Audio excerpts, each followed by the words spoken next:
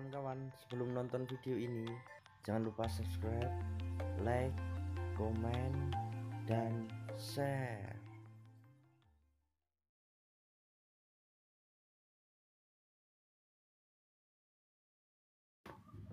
Mau memisahkan klinik dan hal mistis dari Indonesia? Sepertinya hal itu akan sulit sekali, karena bukan hanya hal-hal sepele, panggung politik terkadang juga dihubung-hubungkan dengan mitos dan alam gaib. Ada pejabat yang memang mengakuinya dan secara terang-terangan menunjukkan hubungannya dengan alam gaib dalam bentuk benda-benda keramat, ajimat, maupun bentuk aktivitas seperti ritual dan pertapaan di tempat keramat. Ada juga tokoh-tokoh pemimpin Indonesia yang diduga memiliki hubungan batin dengan sosok mistis penguasa pantai selatan, yaitu Nyi Roro Kidul. Bahkan peristiwa pergantian kekuasaan seringkali juga dihubungkan dengan restu dari sang nyai. Siapakah sajakah pemimpin Indonesia yang konon memiliki hubungan batin dengan Nyai Roro Kidul? Berikut ini ulasannya. Yang pertama, Soekarno.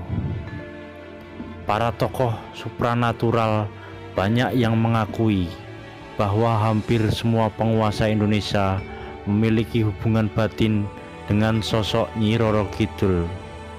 Tak terkecuali Presiden pertama Indonesia, Soekarno. Proklamator Indonesia tersebut memang besar dengan budaya Jawa. Ia bahkan juga mempercayai ramalan-ramalan kuno seperti ramalan Prabu Jayabaya tentang datangnya bangsa asing berkulit kuning yang kemudian disamakan dengan kedatangan Jepang. Hubungan Soekarno dan Nyai Roro Kidul mulai menjadi perbincangan publik sejak lama, apalagi saat Soekarno mencetuskan ide pembangunan Samudra Beach Hotel, Pelabuhan Ratu, Jawa Barat. Sebagian orang menilai keinginan Soekarno sebenarnya adalah membangun tempat untuk menjalin hubungan dengan Nyai Ratu. Yang kedua, Soeharto. Tak bisa dilepaskan dari nilai-nilai filosofis budaya Jawa. Ia begitu kukuh memang tradisi.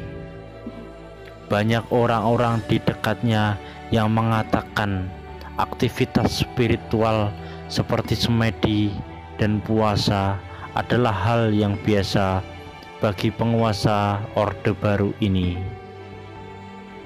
Kekuasaan yang langgeng selama puluhan tahun bagi masyarakat yang kental dengan kepercayaan dan adat Jawa pasti dihubungkan dengan keberadaan Nyi Roro Kidul.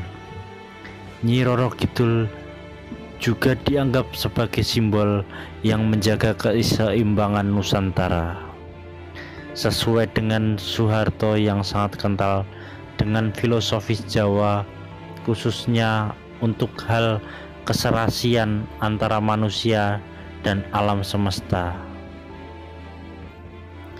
Yang ketiga, Sultan Hamengkubuwono ke-9. Sebelum para presiden Indonesia, para raja Jawa juga konon memiliki hubungan batin dengan Nyi Roro Kidul. Demi melenggangkan kekuasaan, para raja Jawa harus bersedia menjalin hubungan dengan Nyi Roro Kidul. Mitos yang berkembang di masyarakat menjadi bahwa Nyai Roro Kidul erat kaitannya dengan para pendiri Mataram. Konon hubungan tersebut diteruskan pada para keturunan sampai saat ini. Salah satunya adalah Sultan Hamengkubuwono ke-9.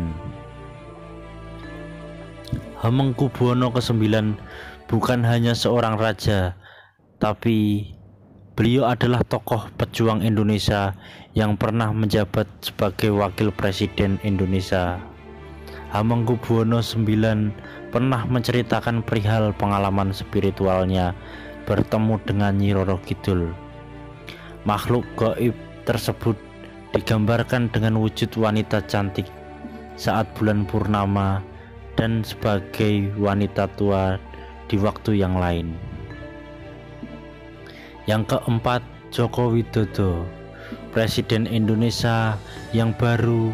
Joko Widodo juga tak lepas dari mitos Nyi Roro Kidul ini. Pribadi Joko Widodo juga berasal dari Jawa, membuat masyarakat jadi menyamakan dengan Soekarno dan Soeharto dalam hal kedekatannya dengan sosok gaib Nyi Roro Kidul.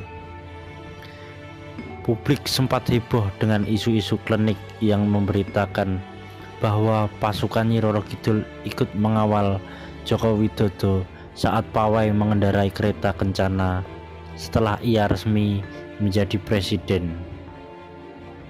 Di lain pihak, ada juga masyarakat yang memandang berita tersebut hanya sebagai isu untuk memperkuat kepemimpinan Joko Widodo. Itulah 4 pemimpin Indonesia yang konon memiliki hubungan batin dengan Nyi Roro Kidul. Adanya sosok gaib penguasa pantai selatan memang hanyalah sebuah mitos dan belum terbukti kebenarannya. Tentu setiap orang memiliki kepercayaannya masing-masing, terutama soal hal-hal yang berbau mistis. Lalu bagaimana dengan Anda sendiri?